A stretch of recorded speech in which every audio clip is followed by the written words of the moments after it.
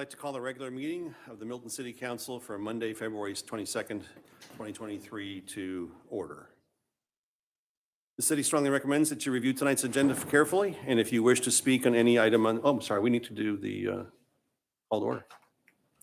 You're fine. You're All right. you're doing just great. Oh, I'm sorry. Sorry. I don't do this very often, so bear with me. The city strongly recommends that you review tonight's agenda carefully, and if you wish to speak on any item on the agenda, then please bring your comment cards to the clerk as soon as possible. While the Milton rules allow a speaker to turn in their comment card up until the clerk calls the agenda item, once the agenda item is called, no more comment cards can be accepted. So, City Clerk, would you please call the roll? Thank you, Mayor Pro Tem, and good evening, Mayor Pro Tem and Council. I'll be happy to call roll for the February 22nd regular City Council meeting. I would like to remind those in attendance to please silence all cell phones at this time. Those attending the meeting who would like to make a public comment, you are required to complete a public comment card. Your card must be presented to the city clerk prior to the agenda item being called. Any comments received after the item has been called will not be accepted. All speakers will identify themselves by name, address, and organization before beginning your comment. If you are representing an organization, an affidavit is required stating you have the authority to speak on behalf of that organization. Please review tonight's agenda, and if you would like to make a comment, please bring your comment cards to me now. Demonstration of any sort within the chamber is prohibited. Please refrain from any applause, cheering, booing, outburst, or dialogue with any person speaking. As I call roll this evening, please confirm your attendance. Mayor Pro Tem Paul Moore. Here. Councilmember Andrea Veerhoff. Here. Councilmember Jan Jacobus. Here. And Councilmember Rick Morrig. Here. And for the record, Mayor Peyton Jamison, Council members Carol Kirkley and Juliet Johnson are absent tonight. Would everyone please rise for the Pledge of Allegiance? I pledge allegiance to the flag of the United States of America and to the republic for which it stands, one nation, under God, indivisible, with liberty and justice for all. All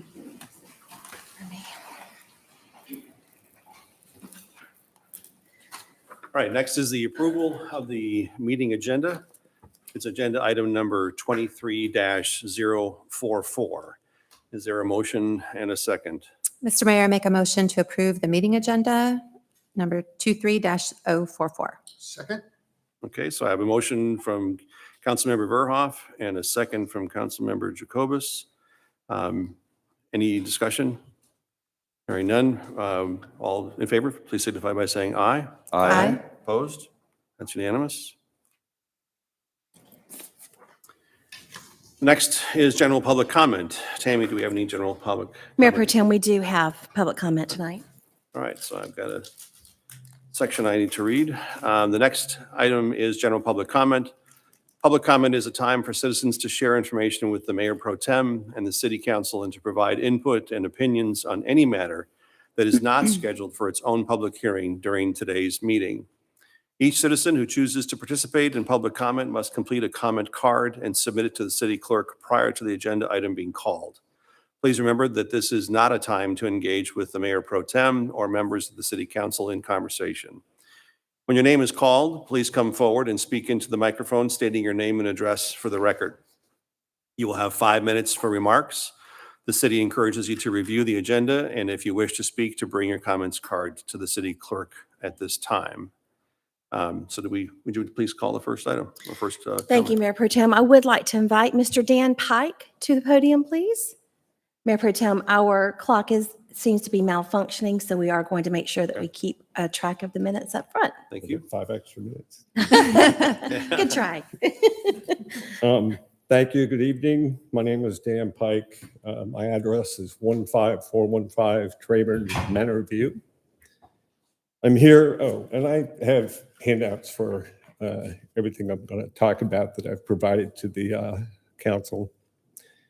I'm here supported by a large group of concerned residents in my community who are concerned that Milton's PTV ordinance is in conflict with our HOA covenants. I need to stress here up front that this issue is not limited to our community. It affects all of Milton HOAs with similar restrictive covenants. Our covenants state, quote unquote, no private golf carts will be permitted within our community anywhere. And this restriction, for clarity, applies to both our ungated and our gated sections, so both private roads and public roads. Unfortunately, our HOA board at our December annual meeting publicly stated that they would not enforce our no carts covenant in view of Milton's PTV ordinance allowing carts on public streets.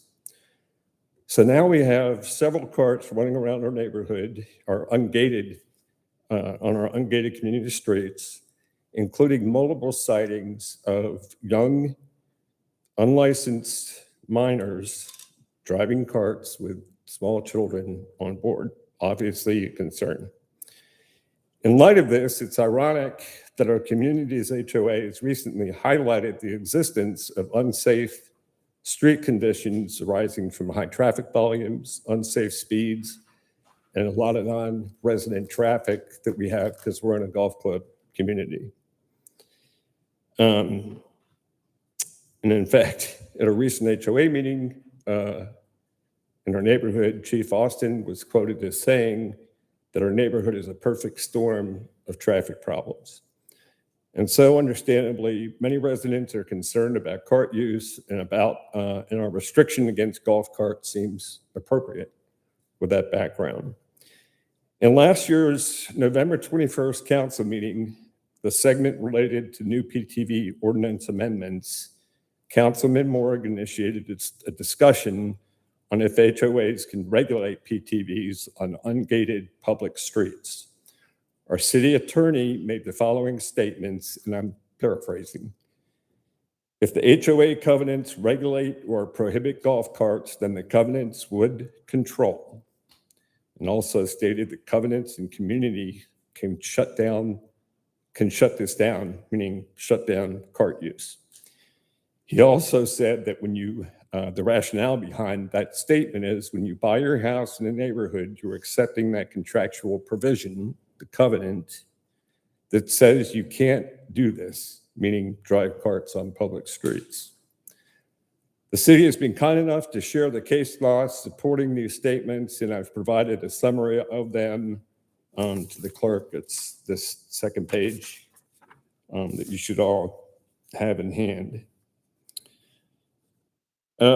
One case was a Cobb County lawsuit that successfully argued that covenants are a binding contractual obligation in upholding an HOA restriction on public streets. The homeowner on the losing side actually paid $21,000 in HOA fines and court costs.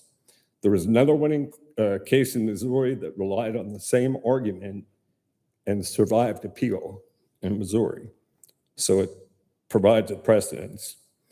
So why is why am I here with the support of my community? 1 minute. We're here to ask for the council's help exploring how we can assure the city's PTV ordinance doesn't interfere with our HOA golf cart restrictions that we all agreed to when we bought our homes. HOA lawsuits are expensive and divisive. There's got to be a better way. So we have two thoughts. One, can the council explore PTV ordinance amendments that protect the community HOA rights? Or can the council provide strong education to Milton HOAs regarding HOA's ability to enforce covenants related to public street restrictions?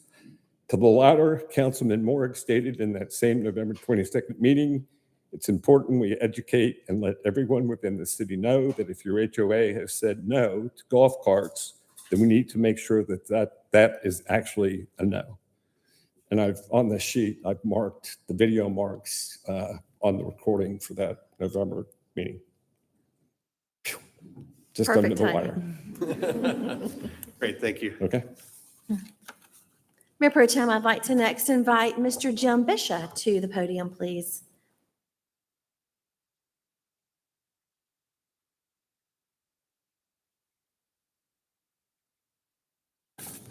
Good evening, everybody. My name is Jim Bishop. I live at 1040 Trayburn Run, and I'm speaking as an individual. And I'd like to voice my concerns tonight on PTVs in our community. Many of our subdivisions were established at least 15 years ago. or longer. Our subdivisions are not set up for PTVs. We are not a city like Peachtree City that is a planned community for PTVs for golf carts. They have paths. We don't. I live in a subdivision where we have issues with speeding. We have traffic congestion, work trucks during the day. And we also have a thing I call cutting the corners. That's where people will make a turn and just slice off to take the shortest path. I see this every day because I walk in my neighborhood. Some of the things that I also did is I went through the document that was put forth by the city of Milton that you guys put together on PTVs. And some of the comments I have is as follows. I see that a permit is required for a PTV and it's good for 5 years. Why isn't there a requirement for it to be renewed every year with updated insurance information? Another thing is the liability limit I see is $25,000. I think it should be $100,000. If a new car is in an accident, $25,000 isn't a significant amount of money for a new car today. And this wouldn't even cover the cost of it. I was thinking maybe wording in the registration application must include all drivers must be licensed drivers. What happens in our community if somebody is driving one of these PTVs and they're a kid that's 13 or 14 years old? We're seeing it in the subdivision that I live every day that's happening. So I think that needs to be spelled out when the application is put forth for the registration. Another thing is, what are the hours of operation for PTVs in the city of Milton? Operations in subdivisions probably should be restricted to daylight hours only. What are the penalties for unlicensed minors operating a PTV? And who will be responsible for enforcing? Has any thought been given to online courses for PTV rules and regulations prior to applying for the registration? If an HOV has covenants prohibiting PTVs, does the city ordinance take precedent over the HOV covenants? I don't think it does, but there are some folks that think it does. So we would need clarification on that as well. And that's all I have, folks. Thank you for your time today. Great, thank you. Mayor Pro Tem, our final general public comment is from Mr. Jim Howard. I invite you to the podium. Thank you for the opportunity. My name is Jim Howard. I live at 420 Highlands Manor Court in the White Column subdivision. My comments are very brief.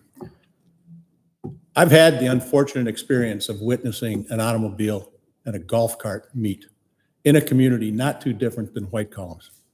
Wasn't a pretty sight. Both vehicles were traveling probably no more than 5 miles an hour, and nobody was wrong. Can you believe that? The two people in the golf cart were injured, one of them pretty badly injured. It's an accident waiting to happen. I have no problem with golf carts.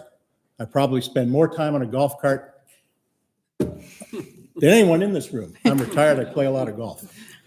They're not safe vehicles. I have a golf cart, by the way, and another residence. They're not designed to meet safety criteria. When an automobile is built, it goes through an enormous amount of testing. 30, 40, 50 miles an hour, crash tests.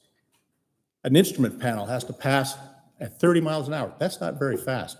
Instrument panels usually fail at 35 miles an hour. Regardless of the damage to the vehicle, there will be damage to someone in that collision. And I think that's a real bad outcome. Golf carts are nice on golf carts. They represent an easy way to get around. They have no place on city streets that are managed by city. I have no idea what the plan would be to enforce whatever the regulations are on golf carts, PTVs, whatever the definition there is. But I think this is an accident waiting to happen. That's all I've got to say. Thank you. Thank you. All right, we'll close public comment and move on to the next item. So the next item is moving on to the consent agenda. And City Clerk, please sound the items. Mayor Pro Tem, that first item is approval of the February 6, 2023 regular city council meeting minutes. It's agenda item number 23045.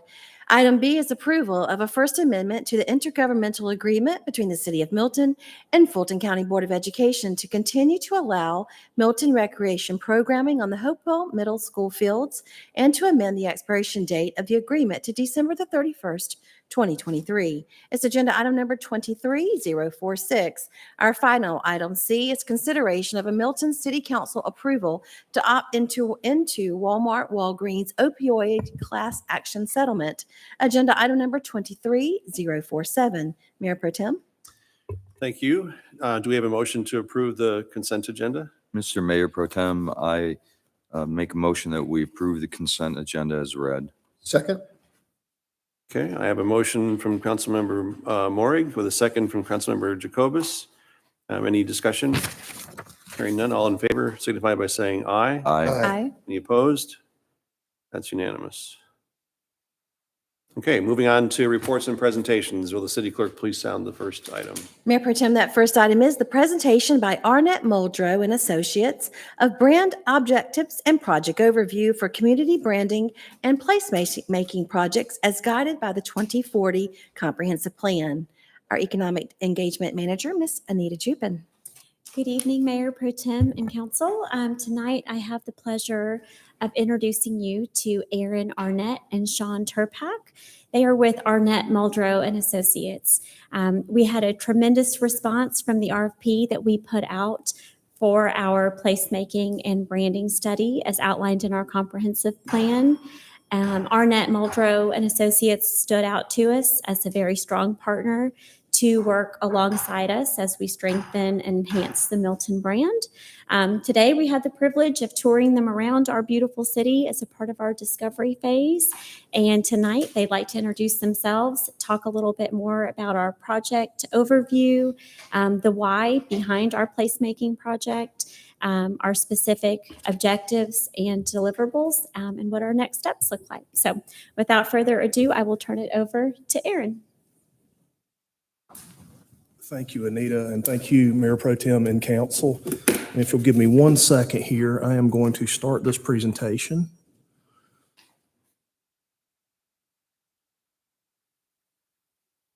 All right, do y'all see that up on your screens yet?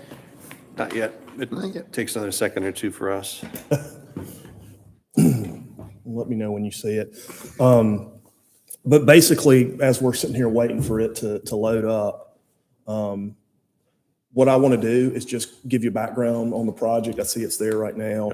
Go over some of the brand objectives. Definitely talk about the project overview and the process. Really dig in a little bit to the deliverables, and then wrap up with some of the things that we've observed in our background review, as well as what we've learned today, which had such a great day to interview and engage some of the city staff.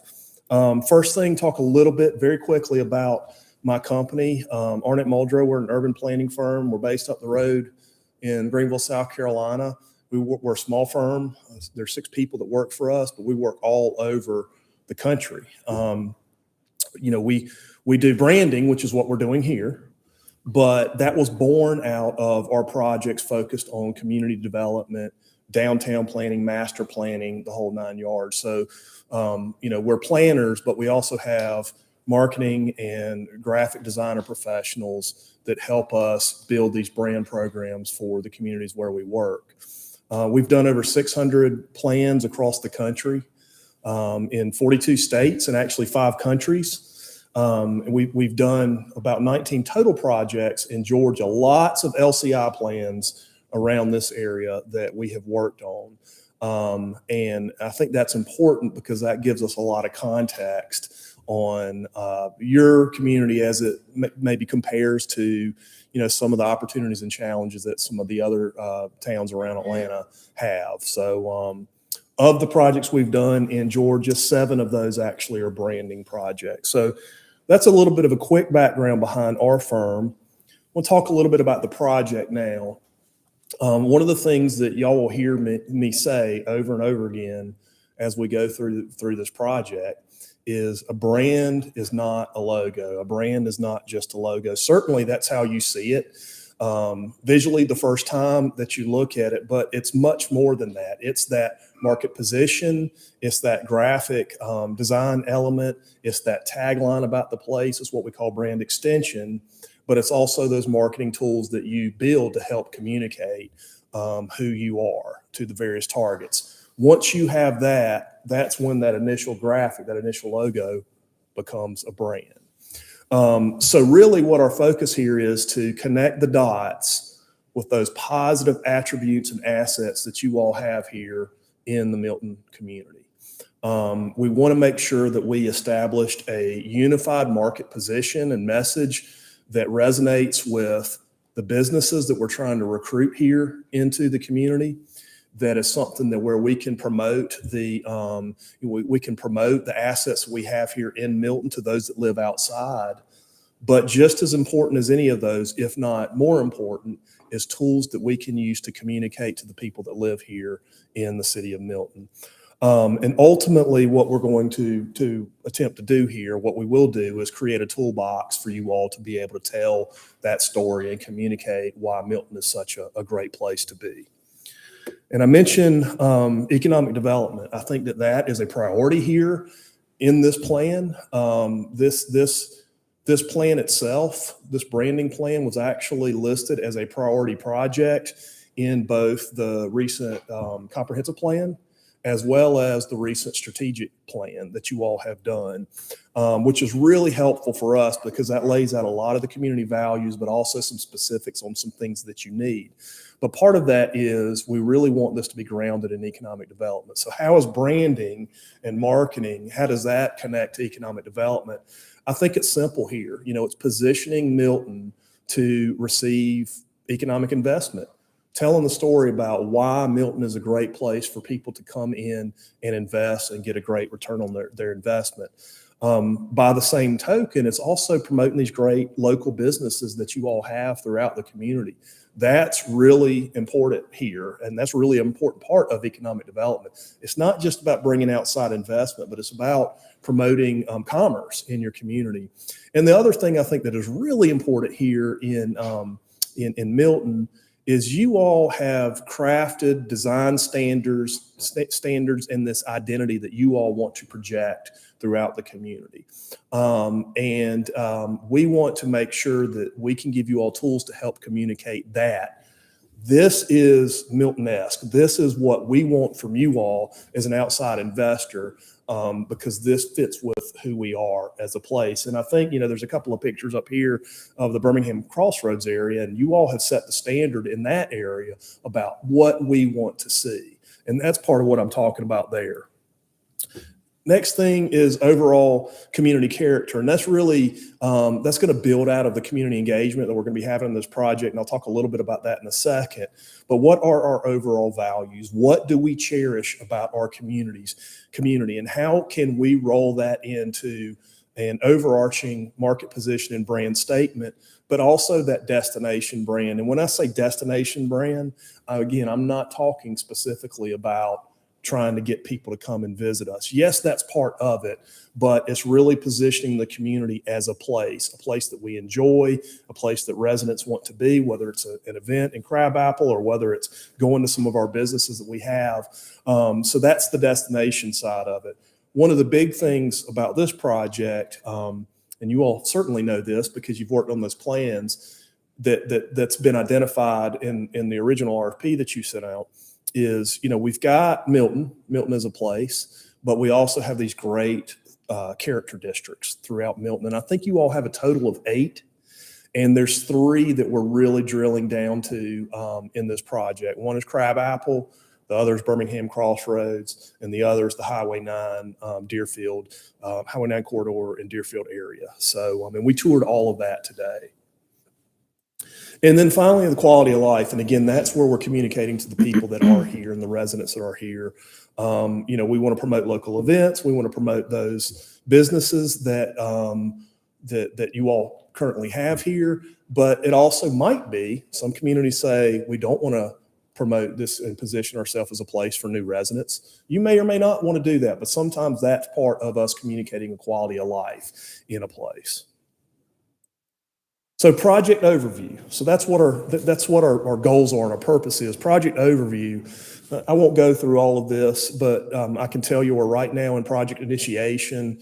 As Anita mentioned, certainly they have shared with us loads of background information that we're still working through.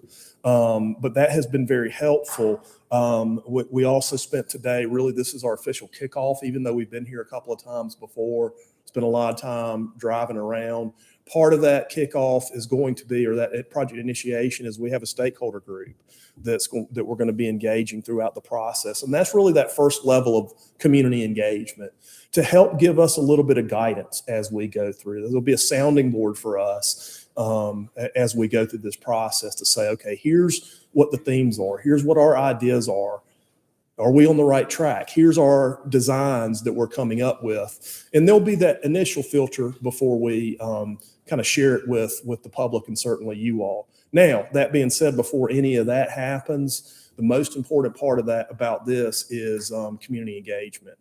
You know, we do not have any preconceived notions intentionally at this time. I don't have any ideas for specific designs for you all, maybe some strategic ideas here and there, which I'll talk about in observations. But we intentionally make sure we don't do anything creatively until we have an opportunity to talk with the community, because we know we can learn as much as we can from our background review about Milton, but it will never substitute for your all perceptions of the place. So there's a number of different things we're going to be doing. We're going to have a number of stakeholder interviews. We're going to have one-on-ones. We're going to have some roundtable focus groups throughout this project. We're going to have a branding survey, an online survey. We're going to make sure that when we build that we're not recreating some of the similar discussions and questions that were made in the recent or asked in the recent comp plan, for example. So I know that's very important. But then also we're going to have some open public meetings to where we're listening first, and then ultimately sharing the results of where we are at various draft stages in the final to get that community input. Once we have that direction, that's when we'll go into brand build out, and that's when we'll start to, really build these tools. And I think I've already mentioned this earlier in a slide. I got a little bit ahead of myself, but what those deliverables will be, it'll be that overarching market position. So what's our story? What's our narrative? What's that elevator speech about Milton? Next thing is that graphic identity, and that's the logo. That's where it starts from a graphic standpoint. There's a tagline. The tagline is usually going to be a short, succinct statement that connects to the values that are laid out in the overall brand statement and market position. Then what we do is we call it brand extension. We take that style and the various elements of that initial graphic, and we explode it, and we start to take certain elements of that and build other brands. So certainly our character districts that we're talking about here is part of brand extension. Looking at the departments here within the city government will be part of brand extension. Looking at events that you all have here in the community, creating a unique but connected series of logos that are all part of that overarching brand. We will do a number of different marketing strategies, and it might be everything from banners to brochure covers to thinking about some of your digital tools and showing you how you can incorporate your brand into those tools and social media. But one of the other things that's not listed here that's an important part of that is looking at wayfinding.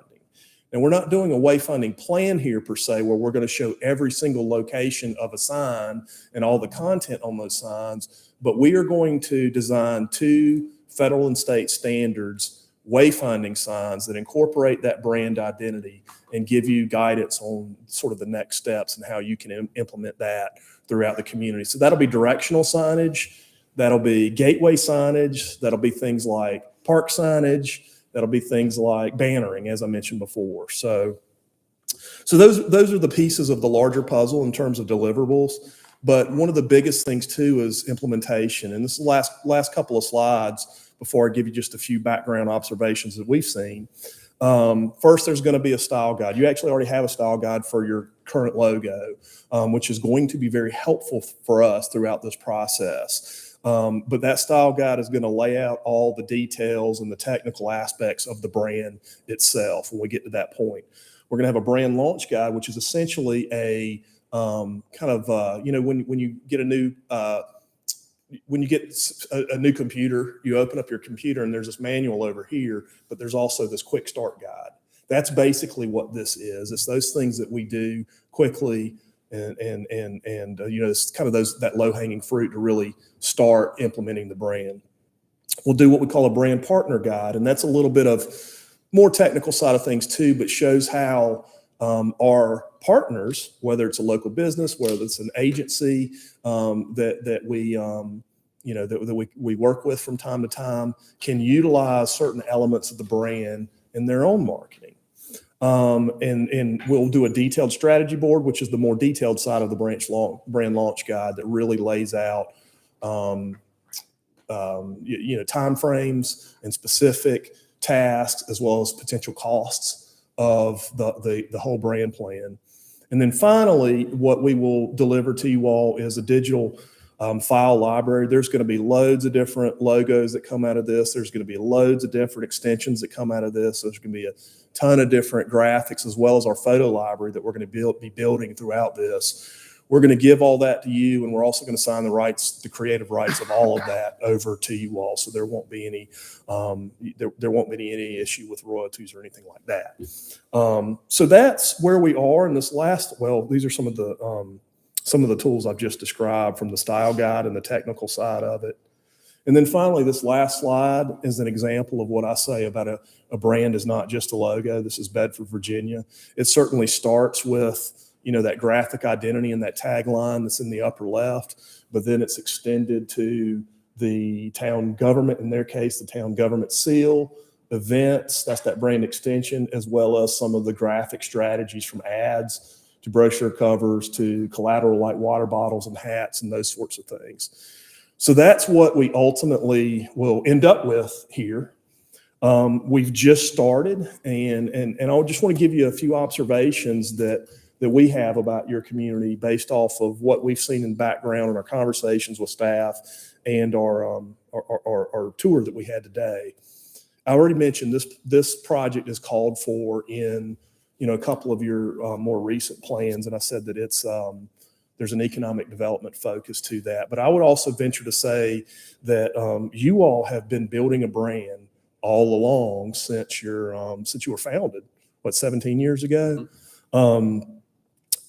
As I mentioned, we've done a lot of work around the greater Atlanta area, LCI plans and some other downtown type plans, a couple of brand plans as well. One of the things that I've noticed as an outsider is you all are incredibly unique in the Atlanta metro area. If we look at some of your peer communities that maybe exist, not just on the north side of Atlanta, but all the ring communities around the Atlanta area, there's some really nice and awesome places. Some of them are very similar. That's not the case with you all. You all are truly unique. And part of that is that identity that's been called out throughout your planning processes and that you all know here very well, is you've got this really strong equestrian and rural character here. Somebody mentioned today that we're rural, but we're not remote. And how could you even imagine a place in urban Atlanta could still have that rural character and identity? And that's something I think that's unique. But I think you've also built a lot of equity in your existing equestrian identity with the horse, with the simple colors that you use, gold and black, with your brand. There's been a lot of investment in that. I can tell you that we're not going to go away from that equestrian identity here in the community because I think y'all have worked really hard on that, and it's true. But you've also built that equity in some of the design of the architecture and the standards that you've done with your placemaking exercises and plans throughout the community. So, I think that's something that's very important. Another thing that I didn't necessarily realize until we started this, particularly down in this area, but not just the Crabapple area, y'all are young, you're 17 years old, but you're also incredibly historic here in this community. That's part of your story that people may not necessarily appreciate. Character areas, Crabapple, it's your historic area, it's your downtown. You've got this very consistent high-end design here in the Crabapple area. This is really your gathering place for Milton, is Crabapple. Birmingham Crossroads, that's where you really start to get that equestrian feel, I think, here in the community. And as you go from Birmingham Crossroads throughout the rest of the community, that grows on you. So that's something that's important. You've got great great assets. You've got this really cool commercial node that shares that equestrian look and heritage to it with the design of those buildings. And then the other is the Deerfield area and Highway 9, and that's different, right? That's different than these other two areas that we've just talked about. It's a district that's a little bit more in transition, right? It's under construction right now. There is a variety of uses. There's a variety of styles of architecture that you have through there. Your public safety facility there is amazing, by the way. What an incredible design that you have there.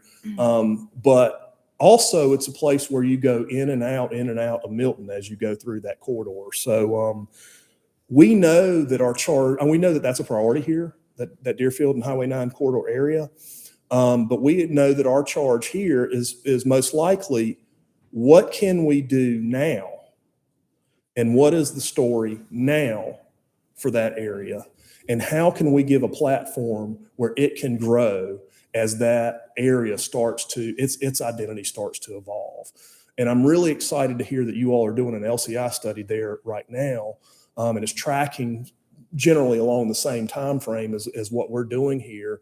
And that's going to be really helpful because that's really going to start to prescribe what that visual character happens to be in the community. So that's going to be important for us to kind of figure out how to identify and provide those tools during those transition times and let it evolve. And then finally, some of the priorities, I think, and I've mentioned all of these, but Deerfield's a priority. Tools for economic development is a priority.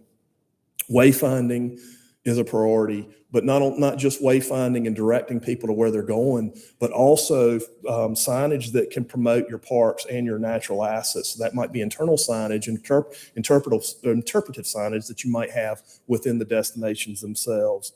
And then community engagement. I know that's a priority in this project. It's a priority for us because as I mentioned before, we have to learn from you all what makes Milton such a great place before we can craft that brand and that message. So I know we've got a lot to learn.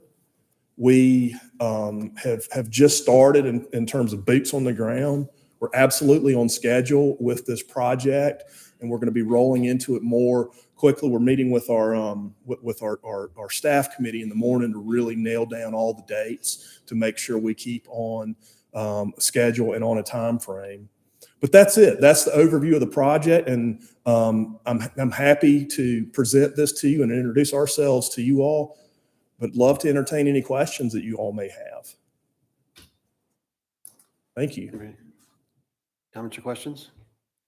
Just a comment. I mean, I'm excited, especially as we've done a lot of talking about Highway 9. How do we actually step up that whole area? Because it's got a lot of potential. Invested and worked in other areas. I think that's kind of in transition, but how do we make that actually become Milton-esque? How do we make that so it's actually, that's really the entrance into the city. So how do we actually make that up the standards on it? So I'm looking forward to hearing more as you go forward on the plan. I think that area, obviously we'll be spending a lot of time on it, but you mentioned Milton-esque, and Bob mentioned that earlier today, and I'm like, okay, that makes a lot of sense. This is what we really need to focus on here. That's something that you all have been working on throughout the community, but you're working on really in the Deerfield area right now. So I think that's important. That's important for us to keep in mind as we're doing our work. It needs to be Milton-esque. Other questions or thoughts? It's a wonderful presentation. Yeah, thank you. It's very, my takeaway is in remarkably little time, clearly you've demonstrated your level of comprehension of what Milton is trying to be and what we look forward to being. If those messages are coming through loud and clear, some of those underpinnings that you've already grasped and presented back to us, the good news is the bones are there. We just look forward to you helping us tell that story that I think is a great one, keeping Milton unique and different. Awesome. Well, I So thank you. appreciate that. We and appreciate that. We're super excited to be working with you all. Look forward to it. Thank you very much. Thank you. Thank you. Okay. Would you sound the next item? Mayor Pro Tem, the next item is discussion of the green space planning strategy update. It's presented by our environmental program manager, Miss Emily Groth.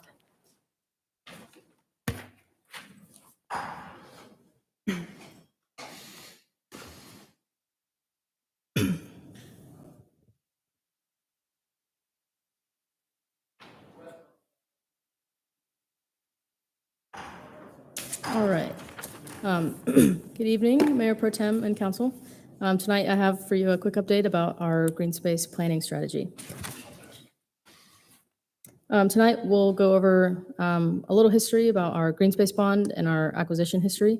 I'll touch on the current status of our green space properties, as well as highlight our green print, the proposed name for a citywide green space plan.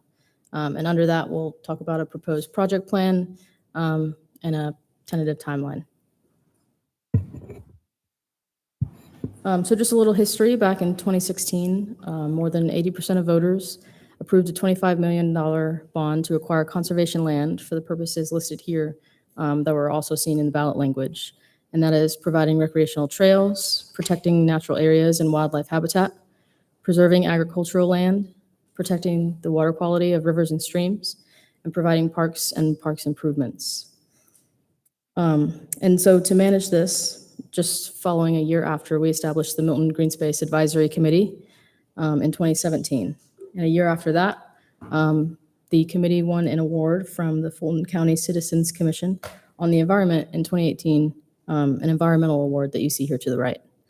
So since then, we've spent about $20 million through 8 purchases, totaling 6 properties and more than 400 acres. And right now, 3 properties are opened or partially opened. So just for context, I've provided a map here of our current green spaces. It's important to know that throughout this time, the Green Space Committee was working towards property acquisition in all regions of Milton. And that's kind of what you see here tonight.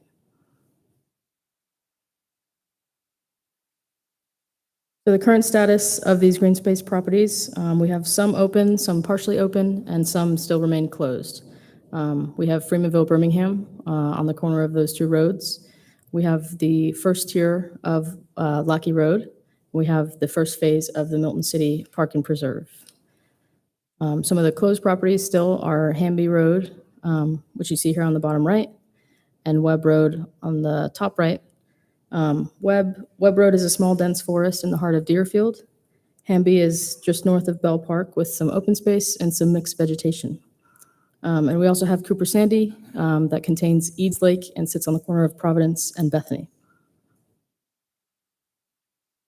And down here on your bottom right is a picture of Eads Lake and native azaleas at Cooper Sandy. So tonight, I just wanted to go over the strategic plan and where we are today. It comes from Goal 5, to protect and enhance Milton's green spaces to maintain the natural beauty of the city for present and future generations.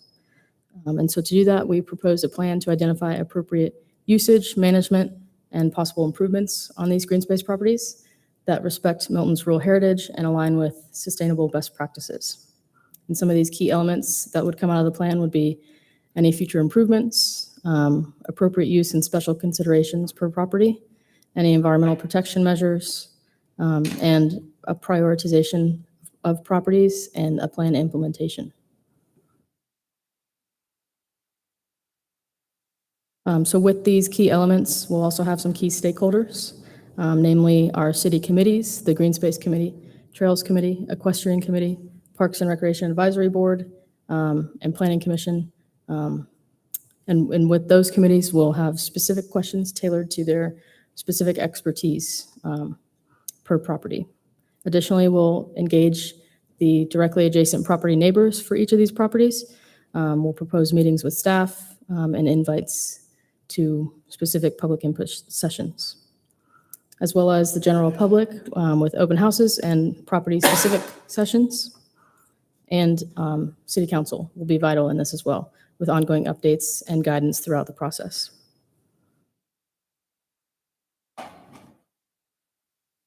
So our proposed timeline, considering those elements and those stakeholders, will be specific stakeholder engagement, namely the property neighbors. We'll be forming some initial contact and extending invites with staff through April. We'll have some ongoing committee meetings. We'll open it up to the general public for those open houses and property-specific sessions. We'll have some draft recommendations back to you in the summer, and then we hope for adoption in late summer and early fall. Now I'm open to any questions. Thanks, Emily. Any questions from council? No. No, looks like a good plan. Thank you. Thank you. Look forward to the outcome. There's a lot of, and got some great stuff to work with, and I think the community is looking forward to participating, and looks like your plan offers plenty of opportunity for that. So thank you. Thank you. Thanks. Terrific. Thanks, Emily. All right, City Clerk, please sound the next item. The next item is discussion of right-of-way acquisition process and policy. Our Public Works Director, Ms. Sarah Leaders.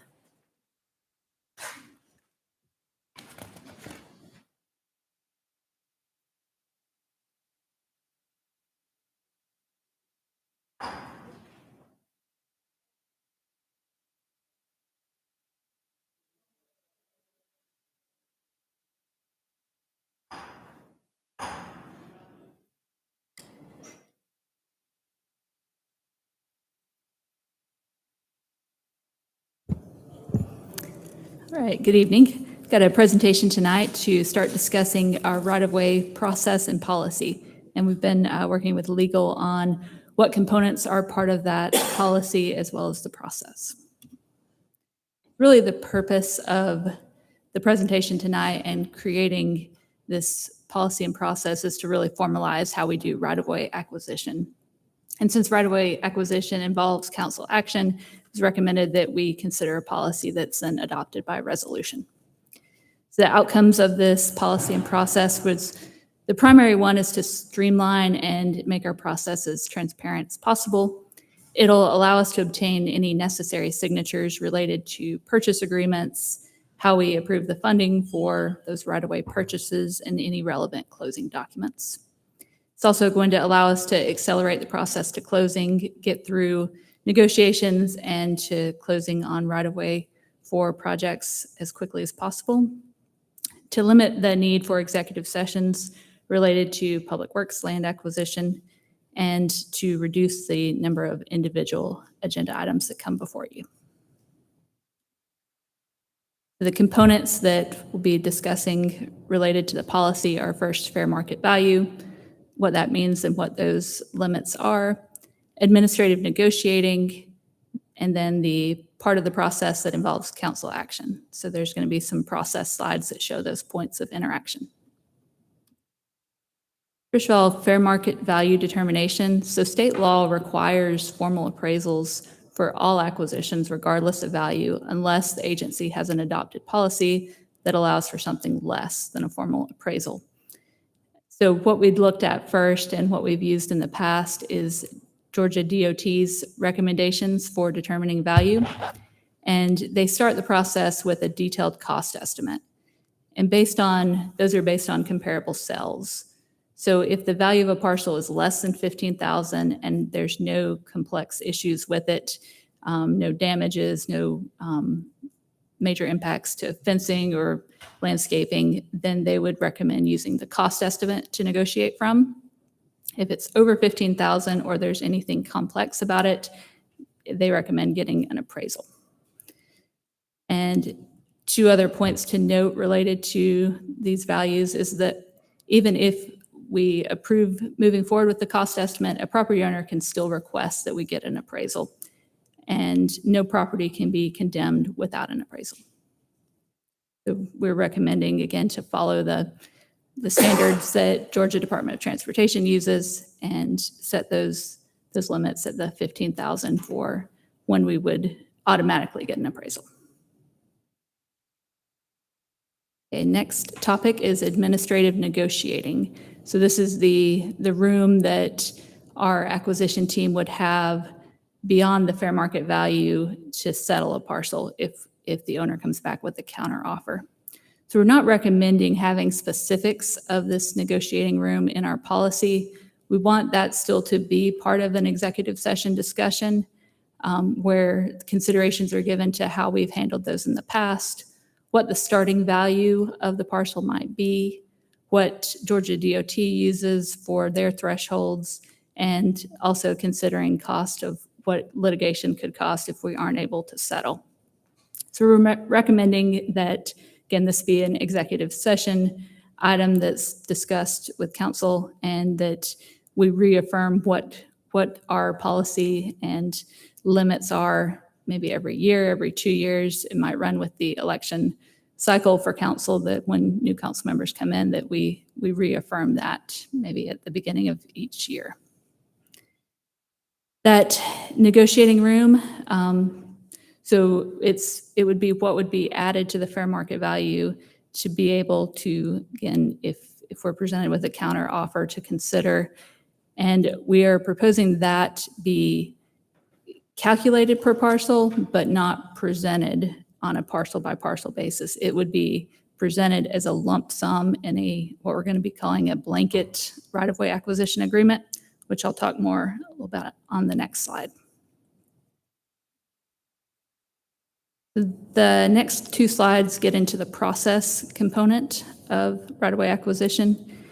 And on these next two slides, the blue boxes are going to be staff or negotiating team items along the process. Green are items where we're proposing it comes before council. And then on the next slide, you'll see some red boxes, and that represents where the process basically ends related to that path. And it'll make more sense when I get to the next slide. But first, the right-of-way plans will be finalized by our designer. Then we will start preparing titles, find out the ownership, and work on that cost estimate that I talked about on the fair market value slide. So that's just looking at comparable cells, the areas of land needed, and coming up with a cost estimate. Then we'll go to the fair market value step, which is going to be based on what we just talked about for if we use the cost estimate or if we move forward with an appraisal. And then the last step is to determine what we're calling the acquisition budget. That's going to be fair market value plus the negotiating room. And all of that is going to be summed up in what we'd like to present as a new business item, and we're going to call it the blanket right-of-way acquisition agreement. So it'll have that total dollar figure for the project. Okay, so let me get into these points. Acquisition plan and budget for the entire project. Talked about what comprises that with the appraisals plus the negotiating room. And then it's going to be lump sum total. So that would come before you before we accept or sign any offers. We're recommending it be a new business item so we can also show the final. Well, it'll be at the end of the preliminary plans is when we get this right-of-way layout. So it is our chance to show the project before it moves into right-of-way to get any further public comment or council input on the project. So it's really that final review before we move into purchasing the land needed for the project. Okay, so I'm going to walk through a couple scenarios here with this layout and how the process could work. So this is the acquisition phase. We just went through the pre-acquisition. So after that new business item that will set up the project budget and for right-of-way and authorize accepting offers. Again, we start with the fair market value offer. Hopefully you all can see the arrow on the screen. Okay. Mm-hmm. So if that offer is accepted, we move to closing and the process ends. That happens occasionally. Sometimes we move into negotiations and we get counter offers. So the next box is if we get a counter offer to consider. If that counter offer, we're going to look back to our table that we developed to create that blanket agreement. And if the value for that parcel's portion of the agreement is less than what we've allowed for, we accept it and close. No further council action needed. If it's more, then we take it to an executive session where it's considered. If it's approved in executive session, then it does need to become a consent agenda item, which would come before you. And if that's approved, it's accepted and closed.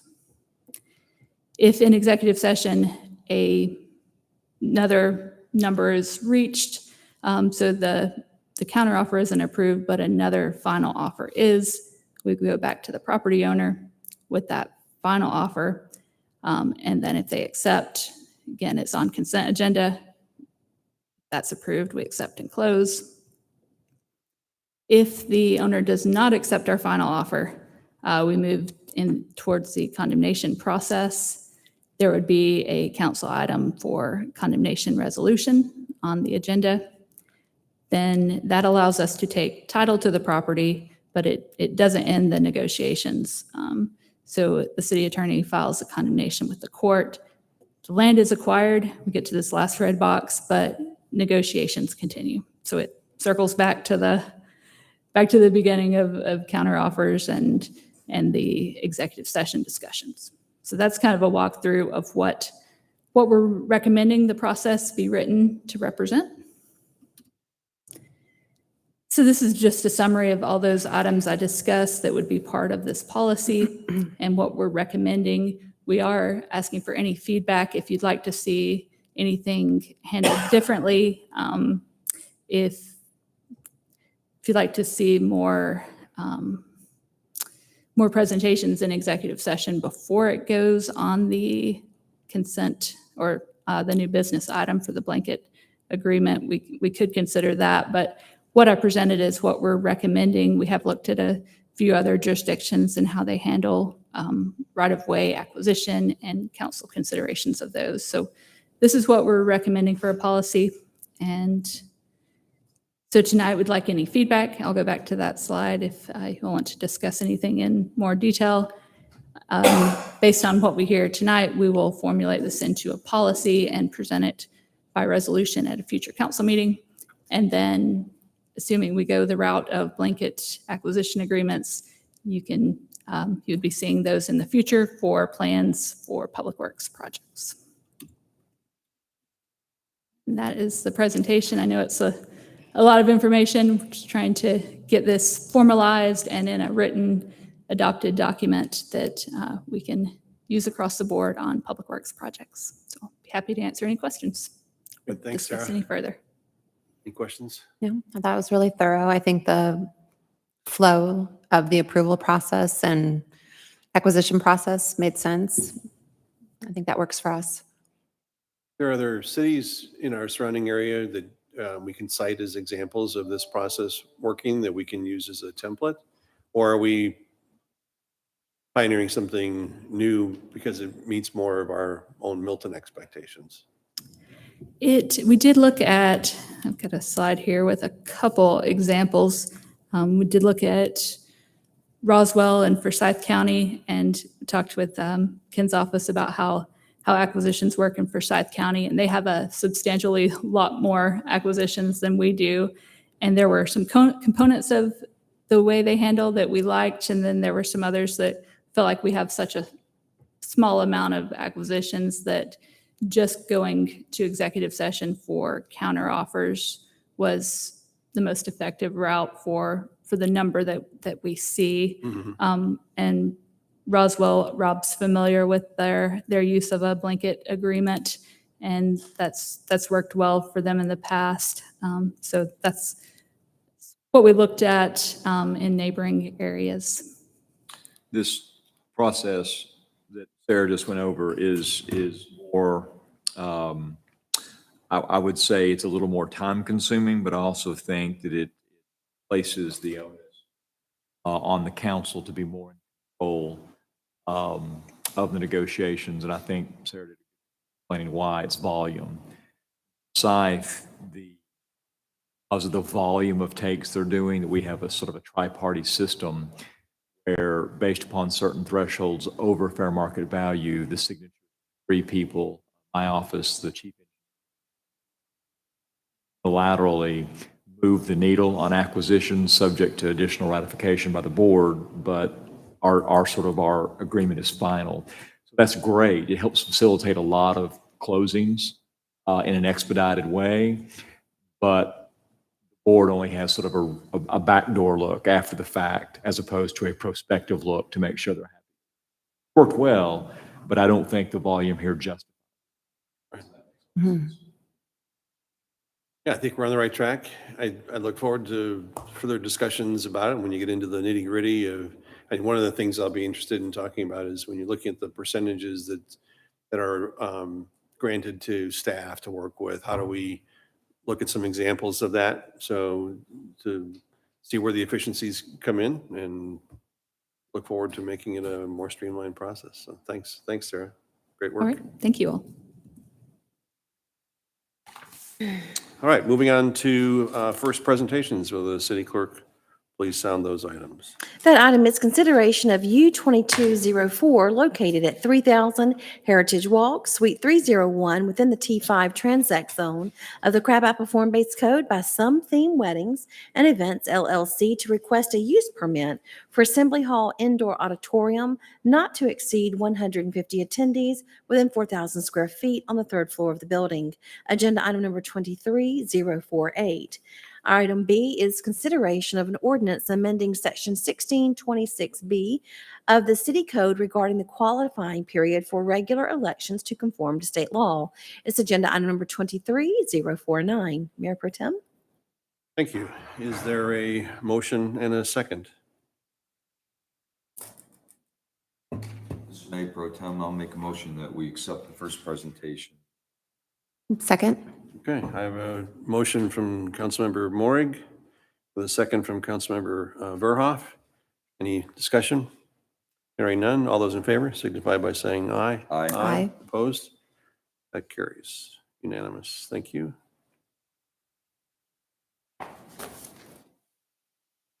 Okay, there are no public hearing items this evening and no zoning agenda items. Moving to unfinished business, will the city clerk please sound the first item? Mayor Pro Tem, that item is consideration of an ordinance of the City of Milton modifying Section 16-4 of the Code of the City of Milton, Georgia, to clarify who may appoint superintendents. Agenda item number 039. Our city attorney, Mr. Ken Gerard. Mayor Pro Tem, members of the council, this is very quick. And I think this is a housekeeping issue in the context of looking at all of the issues involving elections in Milton's. We have obviously triaged a lot of our codes and have found a couple of issues that need clarification to make sure they are consistent with state law. And one of them is that, in fact, you just approved the first presentation on it that'll come back. This is even more nominal than that. Our current ordinance, section 16.4, provides that the city manager appoints the municipal superintendent of elections. Well, that's not exactly how state law reads. Actually, state law contemplates that the city governing authority, meaning you, appoint the superintendent. So this is an ordinance that would change our code to make it consistent with state law. Again, housekeeping, but necessary. Mr. Mayor Pro Tem. Great. Thanks, Ken. Is there any public comment? There are none, sir. Okay. Any council discussion? Okay. Is there a motion to accept? Mayor Pro Tem, I'd like to make a motion that we approve agenda item number 23-039. And is there a second? Second. I have a motion from Councilmember Jacobus with a second from Councilmember Verhoff.